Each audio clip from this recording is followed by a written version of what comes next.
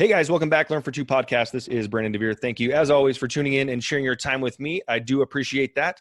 Today we are doing interview number 4 on the Learn for Two podcast interview series, and today we have author, coach, real estate agent, and really a master of multiple revenue streams, Wayne Sutton. Wayne, how are you doing today? Hey man, I'm doing great. Glad to be on your show. Awesome. Well, thank you for being here. I really appreciate it, and I'm super excited about this. Really for almost kind of selfish reasons because, we had a chance to have a conversation a couple of weeks ago and, you inspired me, on a couple different levels, but one was to write a book. And before we get into that a little bit, can you just give us a little idea of kind of how your background and kind of how you got into becoming an author and a coach? Yeah, man. So a little bit of my background, I've always felt this need to help people. I remember in high school, I wanted to be a therapist. I wanted to be a psychologist. I sat down with my career counselor and she's like, great, 8 years of college. I said, that's not going to happen. I'll get out of here. I'm done. But so actually went into ministry, and then from ministry went into Christian counseling. And then from that realized the realm of coaching. I've always been a big fan of residual income, and which is number one on my plate when it comes to making money. How can we make it residual? Number two, having multiple sources of income, as you said. So really going back, everything I've done has been based around people and communications and helping people. So, I love to write. I love to do podcasts. So if you can really make a living doing what you love, so that's what I try to do. How can I bring information to somebody, help somebody, and ultimately get paid for doing it? That's awesome. And but you started mainly, your business is like the core business would be real estate. Is that correct? Yeah. So the core business, yeah. So we do real estate, as far as buy, sell, as a broker, also as a coach, helping other people and building them up. However, we have done in some investing, but I would say 50-50. I do that, and then I go right back into coaching. And more of my coaching is working with just people, high performance coaching, getting their mindset straight, whether it's usually entrepreneur, but they're a coach or they're helping coaches, something in the information age, moving people forward. So. Okay, awesome. So you're not limited to just real estate agent coaching. You're coaching entrepreneurs from all over. I probably coach more outside of real estate than I do in real estate. Okay. Yeah. All right. Awesome. So outside I would more on, again, everybody has their goals and dreams. Everybody has a purpose. How do we monetize that for people and help them move forward? Really what I try to do is create coaching packages for coaches, because many of them don't know what's my next right step. How do I set up a sales funnel? How do I set up a podcast? How do I do ads? So we basically come in and create that for them and then show them how to attract leads into it. So kind of a done for you business in a box. Okay. Awesome. Yeah. Awesome. And but physically you're located in North Carolina, correct? Yeah. Physically North Carolina and Wilmington. And so we have a real estate office here, and we live in one of the best places in the world, I think, small little beach town. So. Okay. Awesome. So you mentioned residual income, and I think for the most part, most everyone kind of gets an idea of what residual income is. But why do you feel that residual income is so important? Man, there's a couple reasons. Number one, I saw my father. He always worked for the linear income, do a job, get paid. Had his own business, but he got sick in his 40s. Passed away in his 50s, but he had no income source. When he quit working, he quit getting paid, and there was nothing that provided. Ultimately, disability, and just barely he couldn't even pay his bills. So residual income for me is if I need to take a month off to go do something, I'm going to get paid. That's where it's been right now with what we're going through. A lot of people are out of jobs now, and my residuals have kept coming in. So that's the key of having residual income. I don't believe you're going to do something once and get paid forever for it, but you can do something once and get paid multiple times for it. I've written books. I get checks from Amazon. If you set something up the right way, even some real estate, if we look at the way some structures are there, it's not just you, but how many people have you got helping you build a team? And as they continue doing business, you continue getting paid. So residual income is just a safety net, I believe. Yeah. Do you think that being in real estate helped you realize the importance of residual income? Because like you said, when you stop, in a job, there's hours for you to work, and then you go do those hours and you get paid for that. But in real estate, like it's literally, if you don't close, you don't get, it's commission. So was that something that you're like, okay, now there needs to be another way? Yeah, see, I think the beautiful part about real estate is if you're going to buy, sell only, you're all going to live, and you're going to be transactional only, it's a dangerous place to be. But you need to have enough transactions that you got extra money that you can buy that investment property that's going to go up in value, or that's going to give you some cash flow, or you can take some of that money and put into another investment, something that's going to bring you residual income. Because I've coached people that have been at $250,000, $300,000 a year, and then the market shifted, whatever happened in their life, the next thing you know, they're out of a job and they're out of income. So yeah, real estate can give you big paychecks, but you got to learn how to take those big paychecks and put somewhere else. Is my thinking. Yeah, absolutely. And yeah. Yeah. And so one thing I want to talk about, one of your books, Side Hustle, that's the most recent one, correct? Yeah. Side Hustle. Yep. Yeah. So, and we can get into a little bit more about what that's all about, but as we're talking about residual, there is a chapter in there that basically says your job will not do it.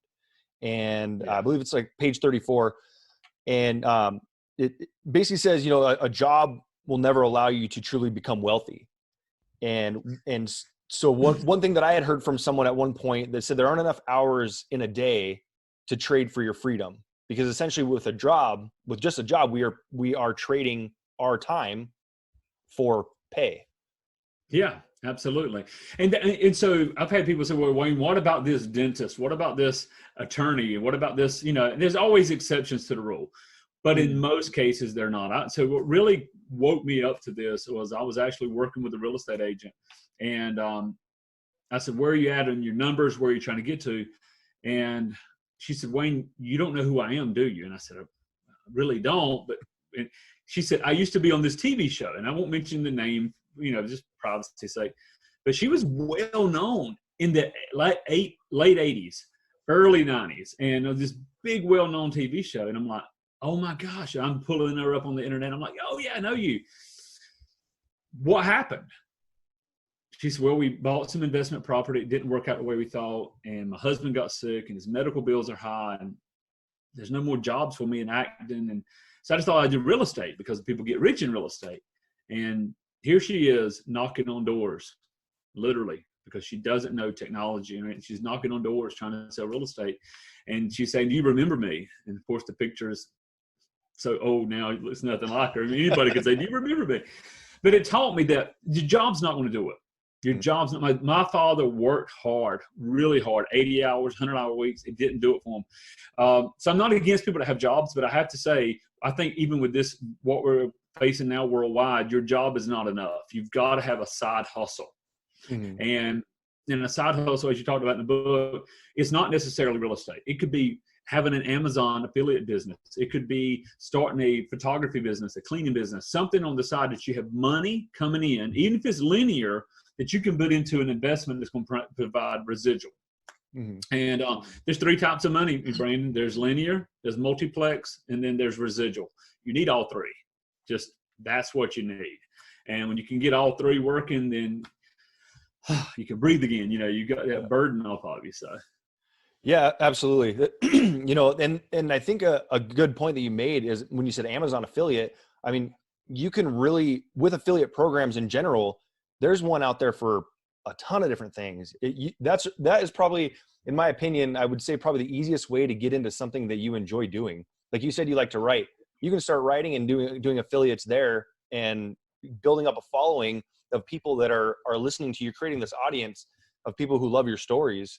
And you can affiliate to, a number of things. I just found out that our company is offering an affiliate for, virtual meeting space, which I had no idea. And it's not just real estate. It's across anybody who wants to take their meeting space right now outside of a Zoom call to somewhere else where people can collaborate. You can get paid by referring someone there. So yeah, Brandon, you're exactly right. So a number of years ago, a friend of mine said, hey, Wayne, I'm using in the pest control business. I know nothing about pest control at all. But he said, hey, I want to focus on one niche inside. I don't want to do it all on this one area. So we simply would set up a website. We set up some Google My Business accounts, and I said, okay. And we set up a phone number. So all leads come through the phone number. Man, I haven't touched it in 4 years, but he paid me 2 days ago. He paid me for my month every month. And it's not pennies. It's a good amount every month for 4 years. But the only thing I'm guilty of is I didn't go back and expand that much greater than it is. Yeah. But that's residual income. You do the work once and you get paid for years and years and years. You write a book. My first book I wrote was a Christian book 10 years ago, but they send me a check because they keep selling. So it taught me the importance of residual income if I need to take time out. Because listen, we don't know when life happens. My dad was well one day, sick the next. Life happens to us. We need to have income to take care of our basic needs in the lifestyle we have. And I think that's why I wrote the book Side Hustle. Some are going to get it and go, Wayne, tell me more. Great. But I took it a step further, Brandon. I said, a book's good. A book gives you ideas, but how many people take ideas and do nothing with it? And, we talked about that before. Yeah, absolutely. I said, what if I could create a book and they could take the same, and I could give it to people, and they could give the same book to their friends and family, and they could get paid for giving away the book. And I was like, let me ponder on this. And so anyway, that's the kind of a structure it is. I believe in people should get paid to do something as simple as sharing a book. So that's where the side hustle idea come from. And it's taken off faster than we ever would have thought of. So. Well, that's awesome. And you're right. Yeah. Once people will get in, as we were talking before about it, people getting excited about something that you're sharing with them, and they get that, when they say motivation isn't enough, it's like you get excited about it, and then when it comes down to doing the work, it's like, well, I was gonna write that book too, but how much easier is it to still be excited and give out something that you've duplicate in the residual world? Like, duplication is key. Would you agree with that?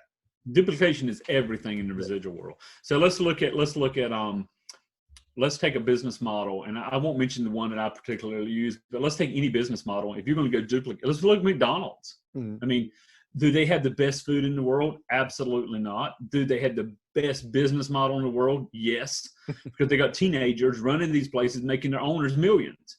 But it's duplicatable. Now let's look back at, let's talk about real estate. Somebody came to me and said, hey, you should look at real estate, Wayne. And they did a great presentation. And when I left their office, I called my wife and said, hey, we're going to do real estate. And she laughed. You need something else on your plate, But I'm like, yeah, we need something else. But what if I went and told somebody about real estate, but I did it kind of bad. I kind of didn't say it as happy. Mm-hmm. So the message gets diluted. A book, something a brochure you can hand to somebody, especially a book though, the less you say, the more you give. Because the book's going to say the same thing every time. Yeah. If you look at the Bible is a collection of author over many, many years, but when all put together, pretty much says the same thing year after year after year after year. If somebody wants to say, I want to know about the gospel, they can read the Bible. It's just pretty simple. Same thing with this book. They want to know how to make money. Well, at least, and here's the beautiful part, Brandon. If somebody reads a book like, that, and they go, oh, that was neat, but I'm not interested. That's okay. Mm-hmm. You've just eliminated a lot of persuasion, manipulation, whatever you're trying to do to get somebody to look at your business. And now you can just move on to the next person. Yeah. I mean, it definitely has the opportunity to do the heavy lifting. It doesn't get sick. It doesn't take vacation. Like the book reads how it reads, every time, it's not going to have a bad day. It's done, so yeah.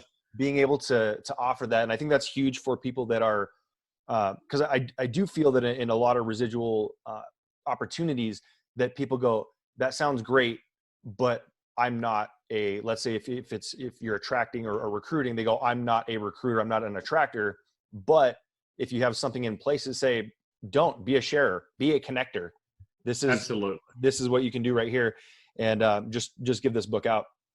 So, yeah, I mean, I think that's a great way to look at it, and to take that form of leadership to just say, hey, you know what, guys, I'm going to write this book, take this off your plate, and I'm going to help you be successful as well by being able to just hand this out, share it with a friend, just like you'd recommend a movie, recommend this book. Absolutely. Absolutely. And that's the key, man. You know, but like you said, it never has a bad day. I'll tell you where I learned that from. Back in the 90s, I set up this was before robocalls, so you can't get mad at me. But before robocalls, nobody did that really. And people cold called, but I bought an auto dialer. Okay. And this auto dialer was so old school. You put in a prefix, 910284.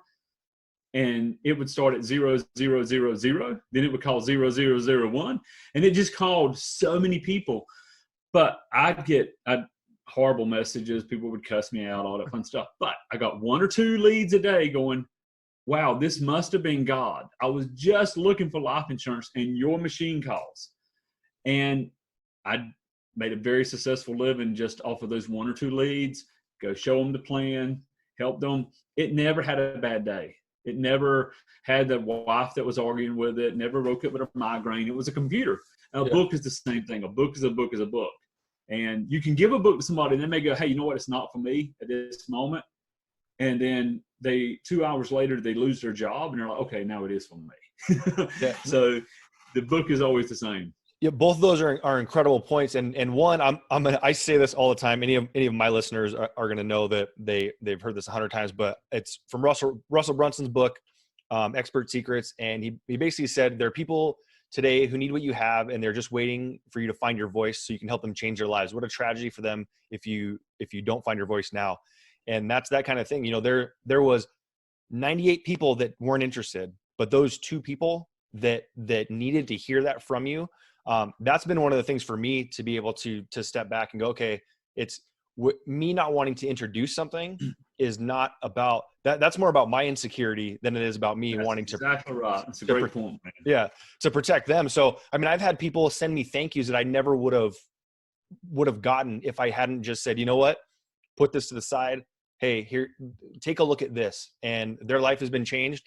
And that, I mean, it's because I got over myself basically. And like you said, you know, don't get upset with me for doing the robocalls, but it also goes back to, you know, testing. Cause I know in your coaching class where you shared about writing a book, you talked about, hey, this is how you're going to find your title. Put this title out with a subtitle and then put this one out and let people react to it and see. And I think a lot of times we get so worried about getting things right the first time that we aren't willing to test. And when you brought up doing the robo dialer was, you know, you still reach some people. It was more efficient than just calling people. But at the same time, maybe it felt a little, like you said, it felt a little dirty. But you also don't know that until you actually, because you might get 50 people that go, thank you so much. I didn't want to talk to anybody. I want to have a message. Tell me what was going on. Yeah, these people that responded, they were like, really, oh, how did you know to call me? I was really looking. And I'll tell you another thing about testing, and it's very important you said that. The Side Hustle book was recently rewritten or retitled. The interior is 100% the same, but the only thing we did was change the cover and the title. It was actually called How to Get Rich Without Winning the Lottery. And that was a book I read 20 years ago. I used it to recruit into the company I was building, which was a leveraged marketing company, and it was working great. So I rewrote it with permission of the author, totally updated it. And but what I realized was some of my people felt uneasy giving it out. How to get rich without winning the lottery. And I'm like, yeah, it's a little happy. So all we did was test it. So let's test it. Tested this, we tested Side Hustle. And Side Hustle went through the roof. And I said, okay, same material, just a tweak in the title makes it easier for people to receive and then start seeing, is this for me or not? So you always have to test. I mean, 4-Hour Work Week by Tim Ferriss was not called the 4-Hour Work Week. And actually, I learned exactly. It was not called that. It was called something else. He did exactly what I said. I learned it from him of running Google ads. And then he found out which title took off. And which I thought was a magnificent. I have sat outside of a mall with a clipboard, and this is 20 plus years ago, and said, hey, we're giving away a free report. Which one of these would you want? And I'd hand them the ink pen. And there would be 4 titles, all the same. They would, all the same report, but just 4 different titles. They would check one, but their name and, mailing address at the time. And I would thank you. I'll make sure I get you a copy. We generated leads while we found out which one worked the best. Yeah. After 200 names, okay, C pulled better than A, B, or D. So it's all about testing. And while you're testing, how can you generate income? Yeah, absolutely. And there has to be a level of ego removed to test. Do you agree? Oh, yeah, because people love their babies. Oh yeah. People love their babies, and when you put your heart and soul into something, and somebody says that stinks. So I got a mastermind group. I just finished a webinar for it, and I'm telling you, Brandon, it took me 2 days to send them the webinar because I'm like, oh, they're gonna say something bad about it. They're gonna find a point. I literally just sent it a while ago, and I was like this, looking at the computer, waiting, and I saw somebody is typing, and I'm like, phone rang, I didn't answer it. What are they typing? I'm so scared I'm gonna get my feelings hurt, but I need to. We need that feedback. And having a mastermind group is important. People that can say, hey, Wayne, this is good, but this part sucks. And then you can say, okay, I can fix this. Yeah, absolutely. And that's one of the things I think that a lot of people do need is that coaching advice, to have somebody that has a vested interest in you becoming better, and aren't afraid. Because your friend, you don't ask your friend for advice and say, hey, what do you think of this? You're asking for them to confirm that they like what you did, right? You ask your coach, and your coach is going to say, hey, great job on it, but this is how it reads to me. I mean, I've written things out and I go, man, this is brilliant. And somebody would be like, for instance, my artwork for this podcast, it's the Learn for Two. It says Learn for Two, but the font that I chose to get one that looked like somebody was writing, because it has a person holding chalk, or a hand holding chalk. And my 7-year-old son goes, well, that's pretty cool, Dad, but what's Learn for Z? Because the font, the 2 is a Z. And I'm like, well, whatever. And I thought it was like, it didn't register to me as a Z because I was creating it. But the 7-year-old goes, this is my perspective of it. And, in my experience, perspective, is definitely reality, for what if you're trying to get a message across and it's not received that way, then you haven't done your job, I guess. So it took the same thing with the How to Get Rich Without Winning the Lottery. We gave that out and got a little bit of response, and I noticed some hesitancy on myself to give it out. But I spent a lot of time and energy on this book, so I thought, I'm not rewriting the whole book. I'll change the title, because the book is the same. So we changed the title, changed the cover, and but I had to let go of, this is, like you said, this is my baby, this is my energy. You gotta let go of the pride and the ego. It's very tough, especially when you're in that creative space where you're trying to create something that people enjoy. But so into your coaching, what type of things you focus on in coaching? And I mean, do you have any like small little tips that you can give out to somebody as an entrepreneur that could start today? Absolutely. Number one tip: bring absolute clarity in your message. I think too many people, especially coach, entrepreneur, whatever, we have an idea in our head of what we do, but we don't even have a clear message ourselves, and nobody sees a clear message. What are they going to do? And I learned this. This is back to ego and back to pride and ego. A few years ago, I interviewed a gentleman, and he come back. This is probably 10 years ago, and he came back. He said, Wayne, I went to your website. I said, okay. He said, who are you, and who in the hell cares? No. Okay, well, my name's Wayne. But he said, no, wait a minute. Who are you? What's your message? Who are you? What do you do? And who cares? Why? You give me no reason from your website to even know who you are or why that matters. And I thought, wow, that really hit home.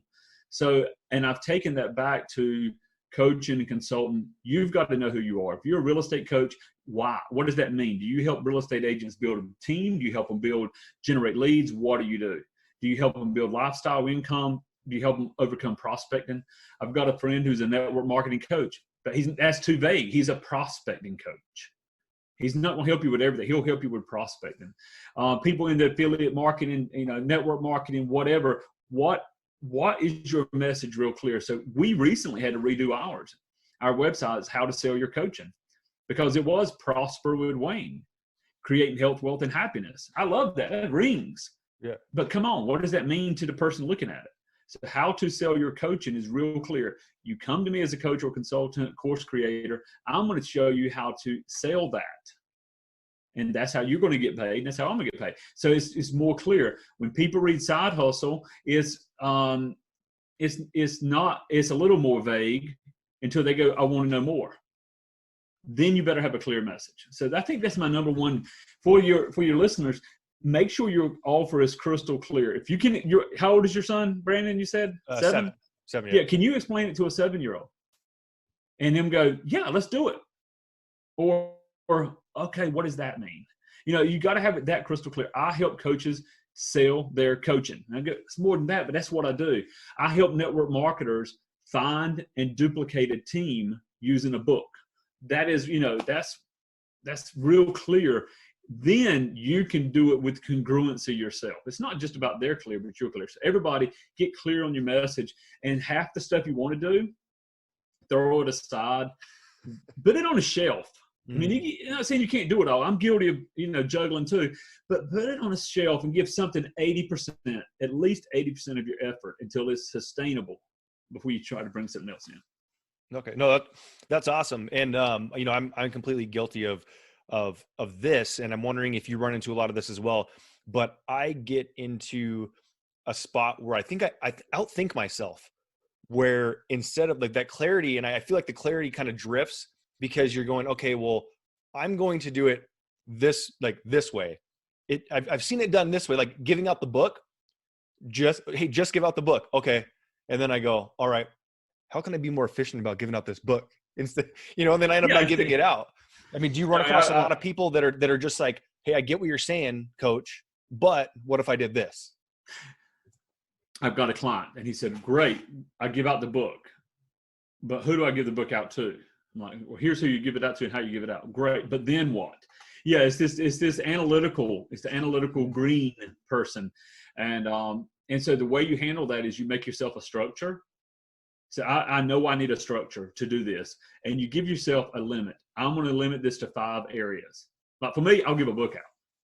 If I hear from them, don't hear from them, whatever. But for the analytical mind, you got to say, okay, I need to give the book out. I need to get their email address. I need to put them into my ActiveCampaign or Aweber account.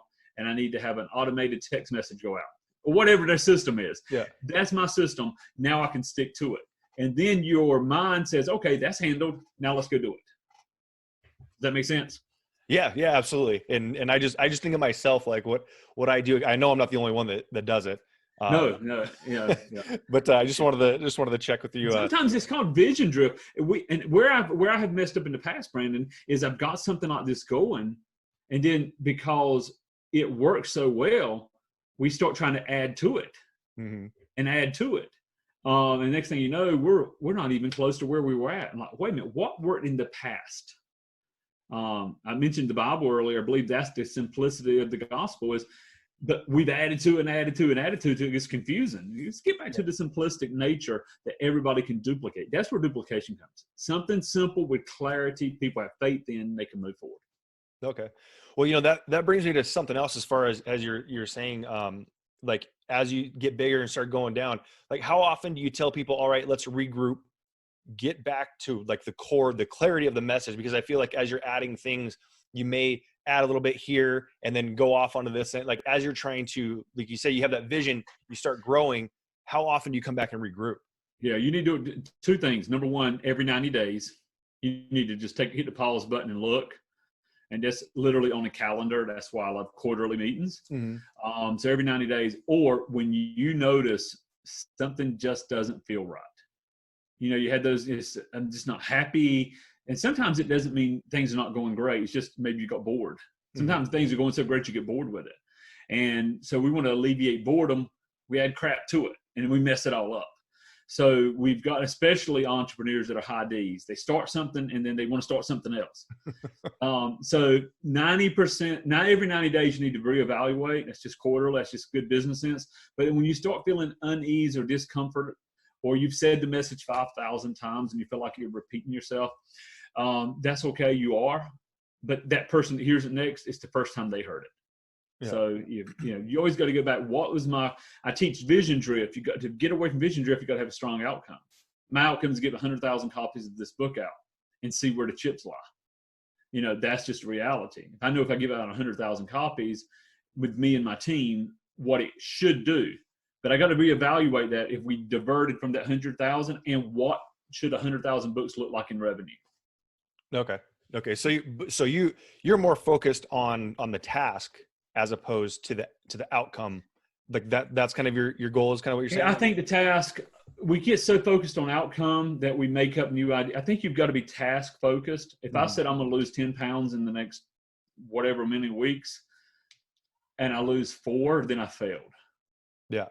And, it's reality. But if I said, you know what, I'm going to do 50 crunches, which I'll never do, I hate them things. I'll do 50 burpees, I'll do 50 squats, and I'm going to restrict my calories. I'm going to do 12 hours intermittent fasting, whatever.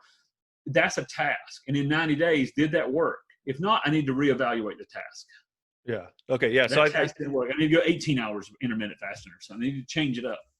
Okay. Yeah. So basically like a collection of micro commitments that Exactly. get you to your spot. Cause that's where I'll do a shameless plug here. This will be, I've done over 190 episodes in the podcast. Not once did I ever set a goal of doing a certain number of podcasts outside of one Monday through Friday. So my micro commitment was you're doing a podcast Monday through Friday. The weekends you can take off, but you're still got to think about what you're going to talk about. But that's what it's turned into. And I still don't have an end goal of how many that I want to do or when I'll stop or if I'll stop or whatever. But just by taking that advice that you're giving now has been huge for the growth of that aspect. Now you want to take it over to weight loss or health, like you said, do 50 burpees, 50 squats and 50 lunges or push-ups or whatever a day. That's something much more manageable to see. So that's awesome advice. So you talked about it briefly, but you also are a podcast host. Yes. And is that a little bit more towards the coaching aspect? Yeah, it is. It's towards coaching and again, back to learning and getting focused. It was Prosper with Wayne, then it was Life Coach You. And I finally said, what am I really doing? I'm helping coaches. So it's howtosellyourcoaching.com. And so if they're on iTunes, they can just search How to Sell Your Coaching or Podbean but that is the website, the podcast, all of it's the same, How to Sell Your Coaching. So it makes it real easy for me to get on there. And here's the thing too, Brandon, I don't have a Monday through Friday show. I believe in consistency. Mm-hmm. I think I did 3 yesterday, 3 episodes. I had stuff poured in.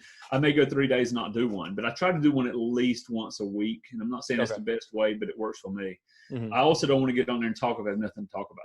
Yeah. But the point is having, and I don't say, well, I'm going to do this till I hit 100 episodes. I'm going to do this. Yeah. Am I waking up tomorrow? Yes. Then I'm going to do a podcast tomorrow. Because that's how I get info to people, and I love it, and it's how I build my business. Am I going to give out 100,000 books? Yes, but that's not the end game. I'm just going to give out books every day. And what I do is I go, how many people order books from me today in my team? Nobody? Okay, then maybe they have some and they're giving out, but if they're ordering them, I know they're giving them out. Mm-hmm. So I kind of look at it from the back of how much have we sold today in books? Not for a book sale, not for a small residual on that, but how much of the message getting out to the people? Yeah, no, that's a great point too. And, we kind of talked about different types of mindset prior to the show and the type of mindset that you'll need. And I think from the employee mindset would go, how many books did I sell? How much money am I making? Where you have more of an entrepreneurial mindset, which is saying that book is not just a sale. It could be worth tons of sales, numerous sales. Absolutely. Yeah. So yeah, that's a great way to look at it. Do you have anything else that you want to share with anybody else or with us at all? I would just say this: go out there and change the world. Change the world by bringing your best you. I mean, that sounds so cliche. It's not. I always wake up. What would my highest self do? What would the best Wayne Sutton do today? And whatever I'm about to function in, and how can I do that the best? And give yourself grace when you screw up. But yeah, if anybody's interested in coaching, howtosellyourcoaching.com is great. If they're looking at residual income, and listen, it doesn't mean working with me necessarily. It just means getting that mindset of an entrepreneur. I think that's why we did the Side Hustle book. I've had somebody read it the other day and they said, I'm going to start a cleaning business because of the Tony Danza story in there. And they said, I'm going to start a cleaning business. How would you do this? And I said, get a piece of paper. We'll break it down. I'll help you with your ads. I'll help you. And that's their passion. It's not mine, but that's theirs, So yeah, so pick up the book, and that would be the biggest help. Well, that's awesome. And I will say that, Wayne, you have inspired me to write my own book. I'm 12 chapters in right now. And we're still fluctuating between whether or not it's going to be 14 to 17 chapters, because I got to go through and see what might just be stuff that I'm forcing in to it just because I wrote it. Like we're talking about earlier, the ego just being like, well, I wrote this. I thought it was good. People should hear it. And, so I got to go through with some of that. But what is the best place that people can get in contact with you? I know you mentioned howtosellyourcoaching.com, but the podcast is that how to? The podcast is called How to Sell Your Coaching. Okay. Yeah, How to Sell Your Coaching. Yeah, they can go download the podcast. If you go to howtosellyourcoaching.com, there's my blog, there's my videos, there's one of the books that we've written you can pick up, and all of our podcasts. Another way to get in touch with me is just jump over to our simple one-page freesidehustlebook.com. When they pick up the Free Side Hustle book, they're going to get the book emailed to them, but they're also going to get some emails from me. And that's the easy way. I mean, you hit me with an email, I'm on that phone all day long. I'm going to hit somebody back. I don't care how big we grow. That's why we had 7 email addresses. We have 1 now. Comes on this phone, I'm going to answer it. So, yeah, that would be the best way. So a quick question for you, as far as let's say somebody got the Free Side Hustle book. They went through basically the like you said, you're going to get a couple emails coming through, like follow-ups and things like that, and they decided to join you. Now, is that something that they would, if they joined you, is that something they would have to build on their own, or is that something, like when we talk about duplication, is that something that if they gave the book out to somebody, they would kind of get the same? Yeah. So if I can give my little short shameless plug here. Absolutely. The book can be used for any company. Any company, if you're building a network marketing team, if you're building, you're doing, I don't even know what some of them out there are today. Mary Kay, you're doing Legal Shield. You're building a real estate brokerage. Mm-hmm. You could give this book to people and go, hey, I want that linear income, that residual. Great, come on board. But we use it for one particular company, and without getting into all that, what we do is when we give a book away, and this is just a little marketing brand, and what we do is when we give a book away, we place them in an email list. But we also have a book here, literally, where we write names down. Brandon asked for it, then Susan asked for it, and Jennifer asked for it, and then we offer them our network marketing opportunity. And if somebody comes on board and says, hey, I want in, then great. They're doing the next in the list, and we're building one major organization like that. So it kind of gives them not something they can only duplicate, but they can duplicate with the help of a lot of other people. Mm-hmm. We did this recently with the company, and we built about 980 distributors really quick without a book. We had the same kind of system, but we didn't have the book. So people were just trying to reach out and say the right thing. With the book, we're expecting it to be tens of thousands, because the book, again, somebody reads the book and they go, wow, I want more. Great. And then they turn them over to me or somebody else. We want them hands off as much as possible. Mm-hmm. It's just about getting into the right people. Yeah. Yeah, that's awesome. And a thought that I just had as well is like how interesting it is that how the book can be. It's not like a Facebook ad where you pay for that ad to appear until you're done paying for it. And once you're done paying for it, you got to pay for it to do it again. But with this book, let's say I get my copy, I read it, and I want to share my own copy with somebody else, not even order another one. Now I'm handing it to somebody else. And now that that book was paid for however much it cost, it paid for, itself multiple times, because now it's making the circulation. It is, Brandon. When somebody comes on board with us, we give them 20 books. We say, hey, give me a list of 20 people that we want to share about, having a significant income opportunity. We give them 20 books, like literal paperback books. And we know out of that 20, if we get it out the right way, we're going to have 4, 5, 8 people to say, hey, I want more. And now when they bring those people on, their job is to also give them 20 books. So it keeps that process going. But you're exactly right. The original book, How to Get Rich by Winning the Lottery, I found a copy from 16 years ago. 18 years ago now. 18 years ago, I found a copy, and I'm like, oh my goodness. And the phone number in the back is my buddy Rome, and it's still the same phone number today. Somebody could have found it, called him. Yeah.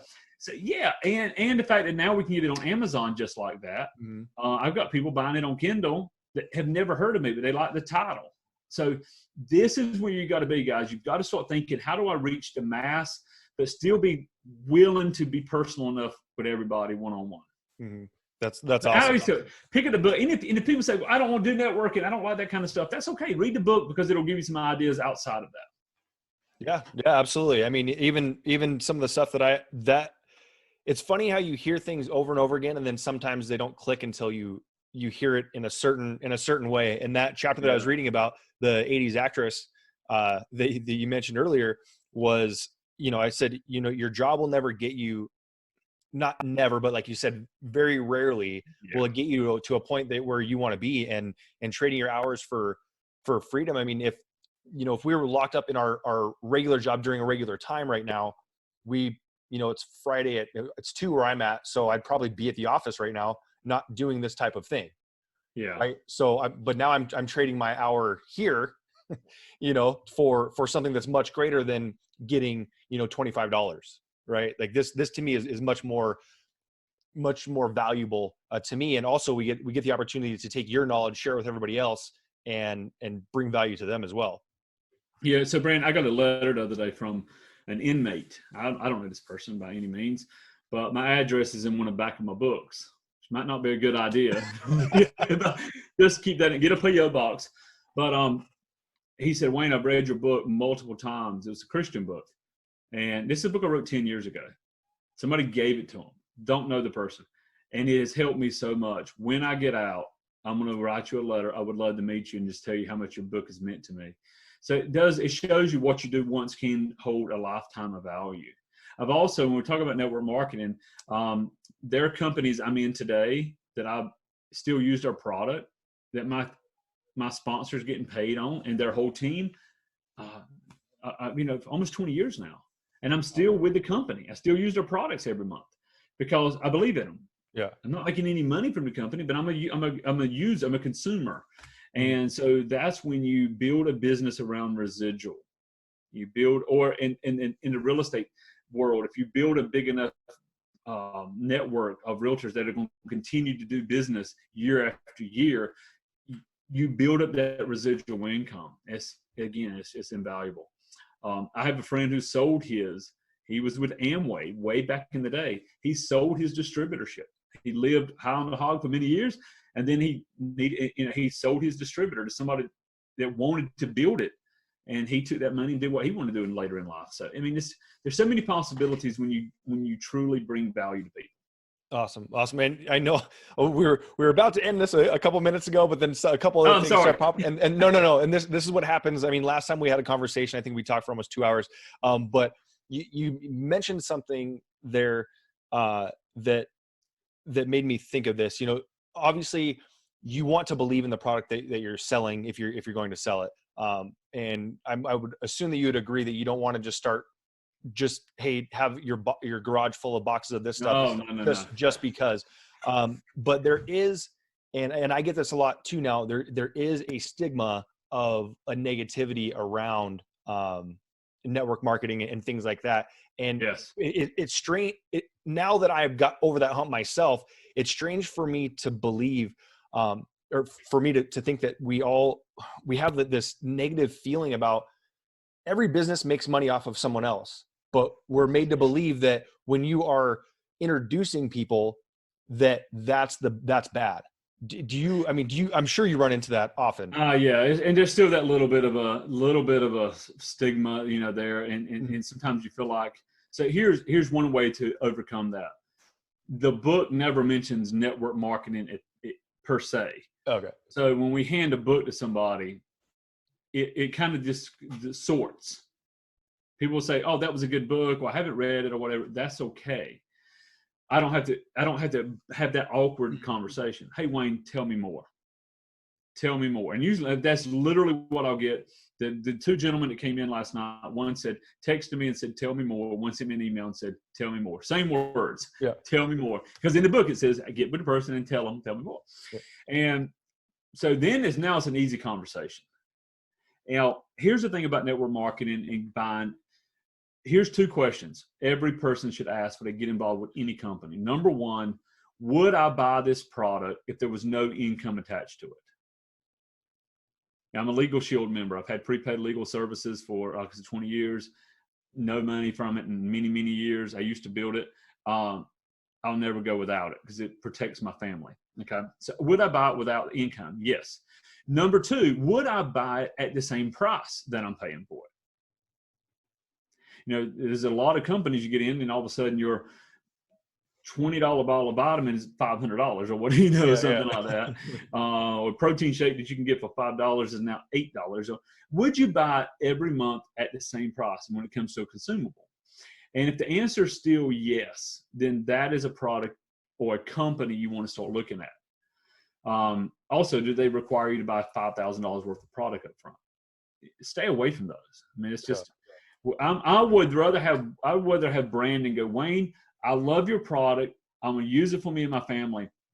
And 5 years from now, you're still using it, and make just a little bit every month than to have somebody go, here's $500. Hey, you signed up Brandon, and I never hear from Brandon again. Yeah. So that's just something to keep in mind when it comes to networking. Listen, marketers will screw up anything, and they have done that with network marketing. They've taken something, a perfect business model. And let's talk about that. They took a perfect business model and they went here and here with this pay plan and this, and they made it very complicated. What I said earlier, go back to simplistics. Can you give this book to two people that say, yes, I want more information? Great. And can you help them also give this book to two people? That's as simple as it is. Yeah. And people say, well, what's next? That's it. A, B, go back to A. And if you do that, you can build a massive income and help a lot of people. But when you start adding C, D, E, and F, you're just screwed up. Yeah. That's, and you're right. That's, I think without the duplication, you get a lot of people, as you're saying, I hear the presentation from you. I go to share what I think I remember from that presentation, do it. And then there's a whole game of telephone. And by the time the fifth, sixth person is sitting here going, oh yeah, well, we get X amount for doing this. And you're like, no, that never existed, but it made its way to this whole new aspect. Oh, there's a free trip if you tell one person about it. Like, huh? What? Yeah. Or income claims that are out of this world that are not real, or health claims if it's a consumable health related product, it's out of this world. So let the message be the message. Let it be, oh, I can pass this book out. I want to consume products. I want to tell other people. And that is it. I mean, it's the two that get to the whole theory of geometric progression. When I saw that at 18 years old, I'm like, wait a minute. I tell two that tell two that tell two that tell two. It's 2, 4, 6, 8, no, 2, 4, 8, 16, 32, 64. I can still give you the numbers. And I knew, okay, but what happened, because this one only brought 1 in, this one brought 5 in, this one brought nobody in because they were trying to do their own message. Everybody's trying to start their own McDonald's. No, follow the model. Follow the model. No, that's great advice, and something that I need to hear too, because I've done the same thing where, I try to get so intricate in trying to, because there's an agent attraction aspect to what I do in the real estate company that I'm with, but you get to a point where you're like, okay, everyone's doing this. How can I change it? And then you try to get ClickFunnels and you try to do all these different things before even getting that, mastering the basics of just have the conversation. Well, yeah. And there's nothing wrong with being a little once in a while, Brandon, to do that. But you have to ask, will the people I bring into this company do the same? Yeah. Because the way they see you do it is the way they think they have to do it. And I've had people say, Wayne, I can't do what you do. I've got ClickFunnels. You got a ClickFunnel. You got a active campaign in Aweber funnel. You got I can't do all of that. You don't have to. And you have to remind them, can you do this? Yeah. Can you hand this book to 2 people? And we teach people to do it to 20 people. That'll start their foundation of their business. And then it's 2 people a week. Can you give this book to 2 people a week? I don't care if you got to go to Starbucks and give it to the barista. Can you put it in the hands of 2 people a week? If so, you'll become very wealthy, period. If you don't, you won't. Yeah. So much easier. I mean, and what I had realized, just as you're saying that, people think that they have to do what you do. What I did unknowingly while I was trying to do this, because I'll be honest, the network marketing idea, didn't really understand much until really about a year ago when I really started diving in to Steve Larson. Yes. From ClickFunnels, and I started listening to him, and so I started doing a little more a deep dive on it. But what I had found out that I was doing was I was creating, instead of an opportunity, I was creating another job for people. So now, so when I'm over here saying, yo, I'm doing a podcast, I'm doing this, all you got to do is just follow me and do this.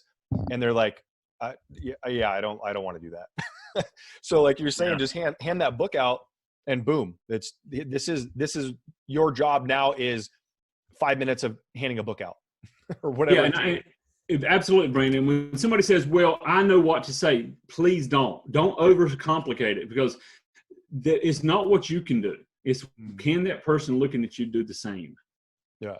One of the reasons I got in real estate, the person that sold me this house, I thought, my gosh, if they can do that and they drive a Mercedes, I can do it. Yeah. I mean, it's just silly, but they did a bad job. But anyway, it's the same thing with this book. If I give you the book and you go, tell me more, Brandon, and I give you this pitch, the book was just an entry door to screw up. Yeah. So I'm like, you like this book? Great. Now I need you to download this book. We have a second book. Okay. We can send them by PDF. And I had one just a few days ago. He said, Wayne, just tell me what it's about, man. I love this. I need some money. I was like, no, I can't shortcut the system, or you'll try to shortcut the system. And he was almost a little angry with me. He's like, just tell me, man. I said, read the book. And when you read the book, text me and I'll get you the next step. Within an hour, he come back. He said, I read it. What's the next step? I said, go to watch this video. Dude. Yeah. But, he's going to do great. He got in, he got his list of 20 people, and we finished this podcast. I'm on the phone with him, working his 20. So it is about having somebody to work with you, having a system, and having this creative mind. Like I could talk to you, Brandon, all night. I mean, you come up with 1,000 ideas, but you got to take these ideas and hone it in and say, what am I going to do today? And what am I going to put in the back shelf? Again, get you a book. I will say this to every entrepreneur. When you talk to somebody and you get their business card, it needs to be in here, as soon as possible. I believe electronically, but I also keep a hard copy so I can pick it up and scroll down. Okay, Brandon downloaded my book 14 days ago. I've not had a phone call with him. I need to be on the phone, that kind of thing.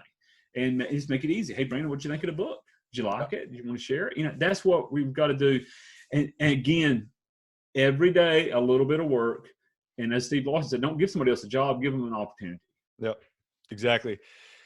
Well, Wayne, I appreciate it, man. And this will definitely not be our last conversation, whether it's recorded or not. But I love talking to you. Like you said, we could talk all day and have, thousands of ideas. We came up with a bunch right before we even started talking or even being interviewed here. But thank you so much for being on the show. And I think this is a huge value for the listeners. Awesome. And once again, if you can just let everyone know where they can get in contact with you. Absolutely. freesidehustlebook.com. Just download the book, and then howtosellyourcoaching.com. Awesome. Wayne, thanks so much. Have a great one. Thank you.